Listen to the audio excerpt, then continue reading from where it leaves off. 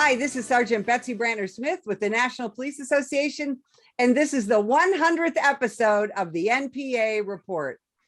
I have a couple of gentlemen that I have been wanting for you to meet for quite some time. I got to meet the deputy chief that you're about to meet at a training conference, and he had such a compelling story about being a mentor, because we talk so much about community policing these days and why we need more community policing. And quite frankly, community policing, the essence of it is one cop and one person at a time. And that's the story that you're about to hear.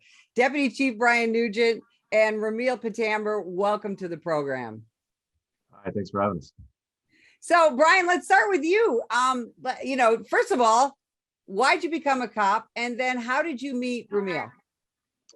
Well, I tell you what, it's a good question because it's one of those questions you ask officers a lot, and some of them have a very, stabilized background in this, right? You have a lot of cops sometimes that talk about their dads having been in the profession, their grandfathers having been in the profession, and I'm a first-generation officer. So for me, it was truly the fact that I had individuals that lived in my small town in southern Indiana that I had positive engagements with. I had positive interactions with, and I just really admired how they interacted with people, how they treated people.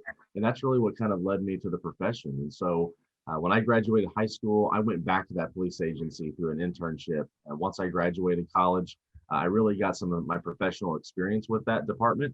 And that eventually led me to being a part of the Avon, Indiana Police Department, where I'm currently at today in the role of the Deputy Chief of Investigations here in Avon. And so my path that took me to my position that I'm in now did involve me being involved in several different types of investigations. I was an investigator more from a general crimes perspective. We're a smaller agency, so we don't necessarily have a section where you're crimes against persons or crimes against property, anything like that. So we had anything that came across our office in our town.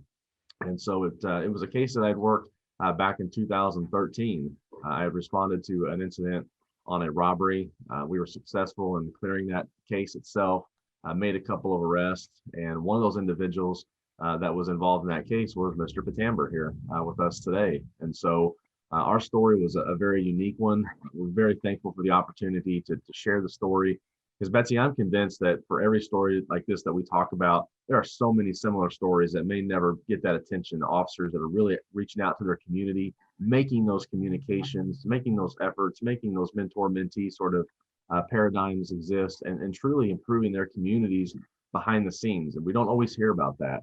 And so that's how I got to meet Mr. Pintamber. Rameil and I are actually good friends. We stay in communication, we visit, we do things together. And so it's really been a unique situation. So Rameil, talk about how you met this cop. Well, like you said, he was investigating my case, and our first interaction was he was serving a arrest warrant, and I met him in the interrogation room. And then as life proceeded, I ended up running into him again at the Goodwill while he was dropping off clothes. And he didn't recognize me at first, and I recognized him, and I just stopped and stared at him for a minute. And I said, "Hey, are you Brian, Detective Brian?" By then he had got promoted and moved up in the ranks and all that. He was like, "Yeah." I was like, "Hey, it's Rameil." And we just embraced and hugged actually as old friends.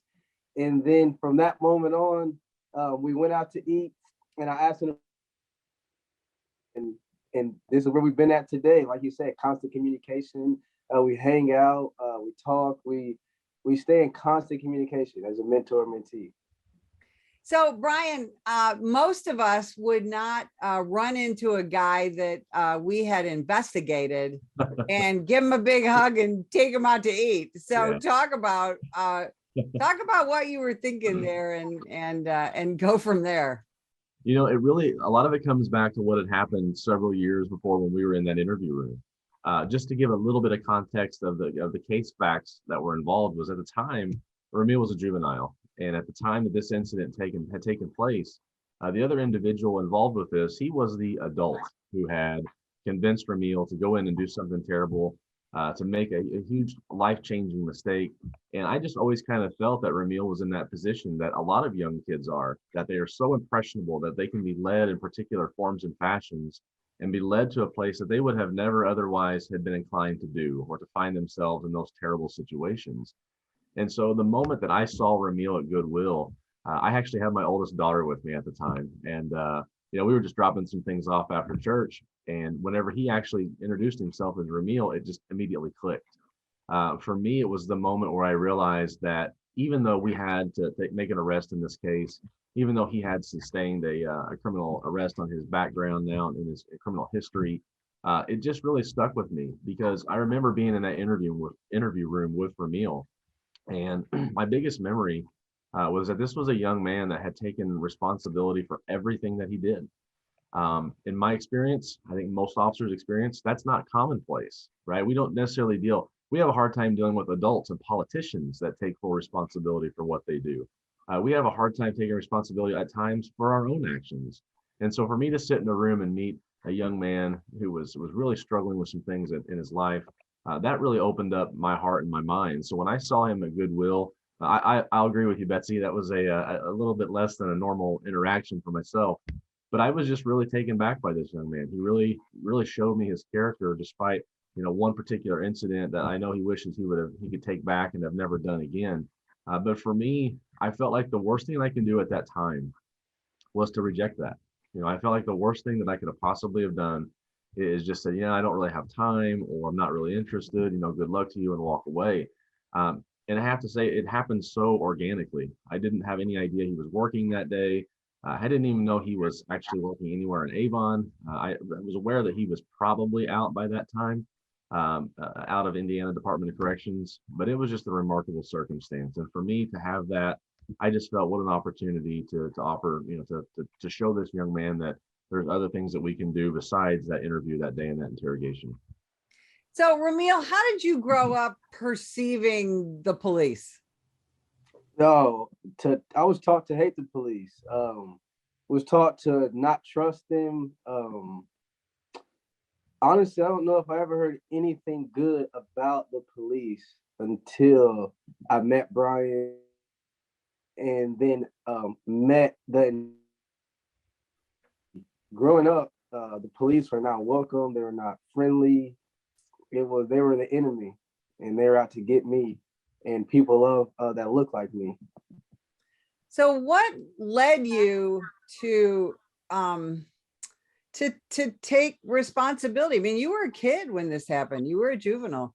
And what led you to take responsibility and decide you were going to take a different path despite having gone to prison?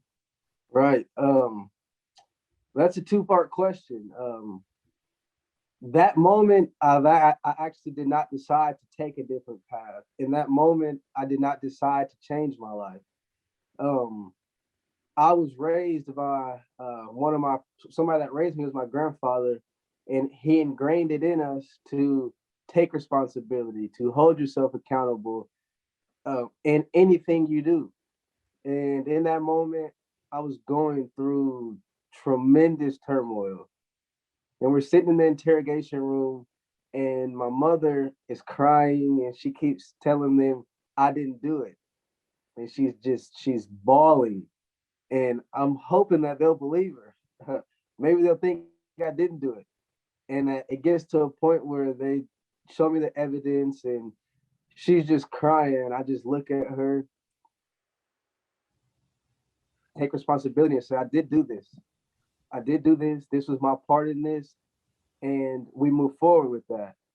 When I decided to change the trajectory of my life, I was actually in 24-hour holding cell. And again, they brought me the phone I called my mom, and she said, "Baby, you're not coming home."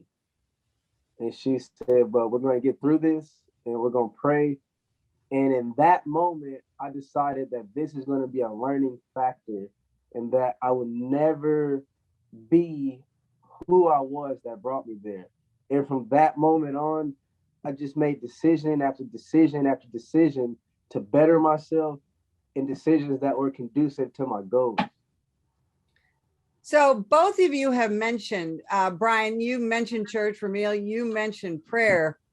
I want each of you to tell me how important faith is to each of you as individual men, and then what your thoughts are on, do you believe God brought you together? So Brian, start with you.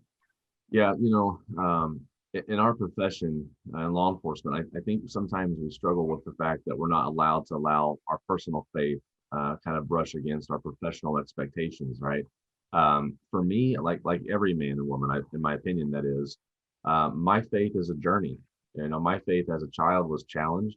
I grew up in a church that I've had a lot of, I guess you'd call it philosophical differences to, right? My parents were divorced when I was a kiddo, and my church had some rules and some ideologies that I really struggled with as a young kid. And so I really learned the best way for me to avoid that stress was to disassociate myself from faith.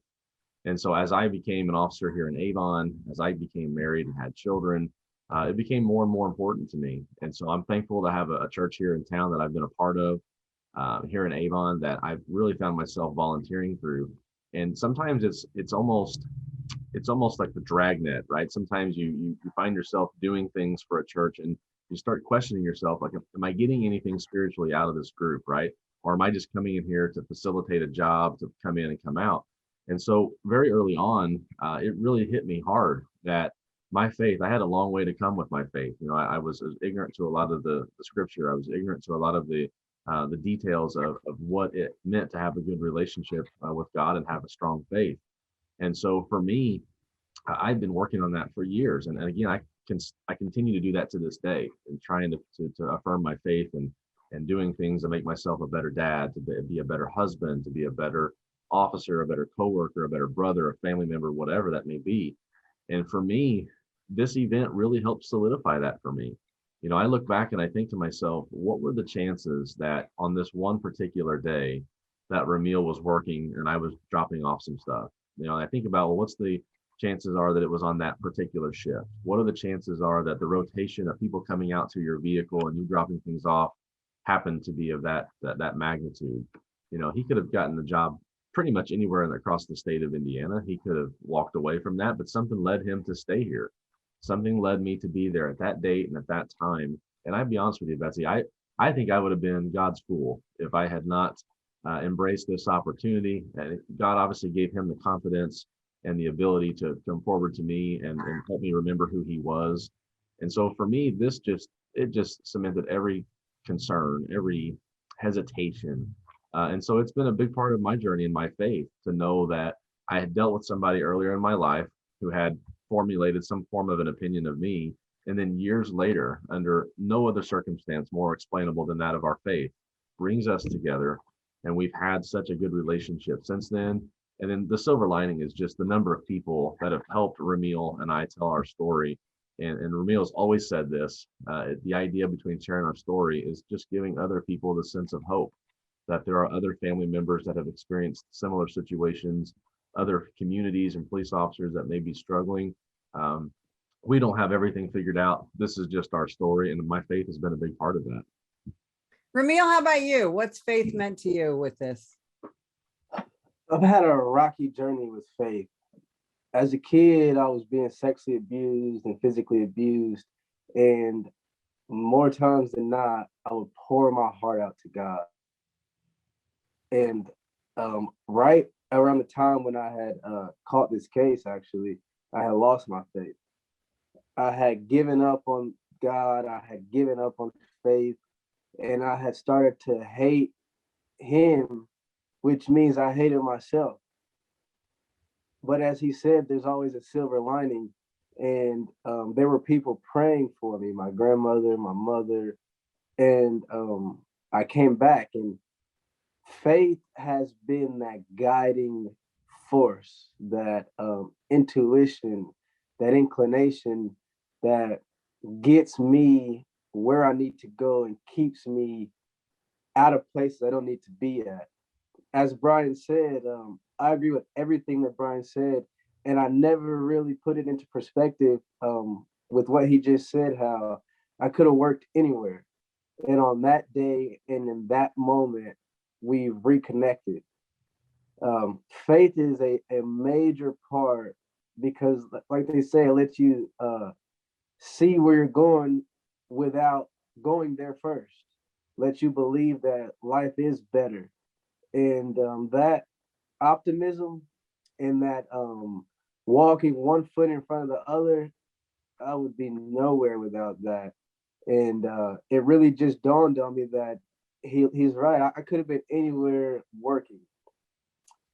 In that moment, that instant, it's almost like math. 1 + 1 is 2. And faith is a big deal. And like it's a struggle. I'll be transparent with you, but it's a struggle that I continue to struggle with. Yeah, don't we all, quite frankly. So guys, after, so Rameil, you get this free, you get a free meal out of this guy.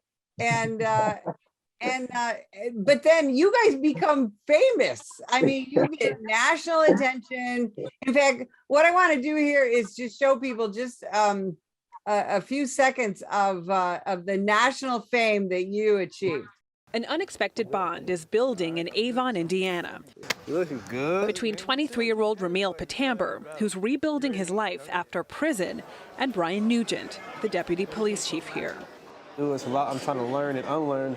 I need a mentor who can get me to where I want to be, who can teach me what I need to know, and he answered all that. Was the fact that he was a police officer a plus?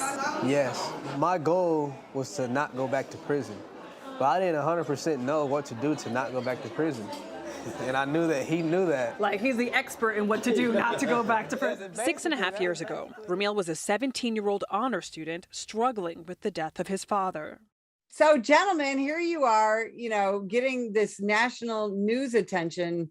And then where do things go from there?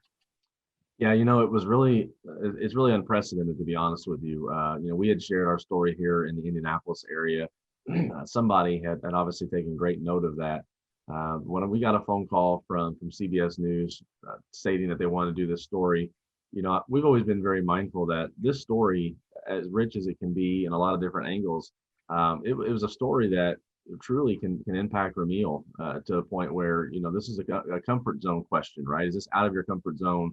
And so we really started getting hammered with a lot of phone calls. I got a lot of emails here at the police department. I got messages through social media talking about this story. And so one of the most profound messages that we got came out of Baton Rouge. And so Baton Rouge actually presented a program called Recast. And so Recast was a federally funded initiative to generate revenue, not to generate revenue, but to actually take revenue and invest in communities that have been really hard hit by very traumatic situations. Baton Rouge had suffered a series of events. Obviously, they had hurricane that came through, but they had also had the police action involved incident with Alton Sterling. And so there was a great deal of emotion in Baton Rouge. There was actually what appeared to be more of a retribution killing of some police officers in that area as well, some Baton Rouge officers that were killed in the line of duty. So we actually got a phone call from the program director and asked us, hey, I saw this story while I was in New York. I turned on the TV. I saw it on CBS News. Would you guys be interested in letting us fly you down to Baton Rouge and speaking at this summit? And so, again, it was a call to Rameil. Hey, what do you think? Do you feel comfort with it? Rameil's response was, heck yeah, I'm down. They actually paid for all the expenses to go down and to share his story. And so, we prepared for a couple of weeks here at my church, what that would look like as far as public speaking. Did a great job in preparation, but it was just a remarkable opportunity to go down. And we met, and Rameil took pictures with the police chief and with the mayor, and people just wanted to learn more about his story. And I think it really did interject an opportunity for people to say that not all cops are bad, right? Not all people that have been in his position are destined to do it again, that you can heal from these injuries. And you do that through community policing. That's exactly what needed to happen in Baton Rouge. We were just very honored to have that opportunity. And then since then, we've been inundated with calls to speak, at citizens police academies, to speak to some smaller groups here and there. Central Indiana has a lot of opportunities like that. We've spoken to a couple summer camps with Indiana State Police. We've spoken to some juveniles that were currently incarcerated for incidents here in Indiana as well. And I can't say enough about how much the passion there is for Rameil to spread his story of hope. And so it's really taken off in the sense of all of that. But then COVID brought it down to a halt, to say the least. And here we are on Zoom. Thank you, That's COVID. right. That's right. So Rameil, we only have about a minute left, but I just want to ask you, do you ever get any pushback from any family members or friends who say, what are you doing? What are you doing propping up law enforcement? You know, what are you doing traveling around with this cop? Yes. Not from family, not from close friends, but yes. Most pushback, as you can probably expect, comes on social media. And they would compliment me, and a lot of times it's from people of color, and they would compliment me, and in that same breath, tear down Brian specifically, or say, it's great what you're doing, but how you doing it with law enforcement, or how you doing it with the police? And he taught me just ignore it, ignore the negativity. It's more positive that you get out of it. But yes, it's I have gotten pushed back, and it's at first it was hard and it was confusing. But the biggest thing is just to ignore it, because the positive message is more impactful. That's incredibly well said.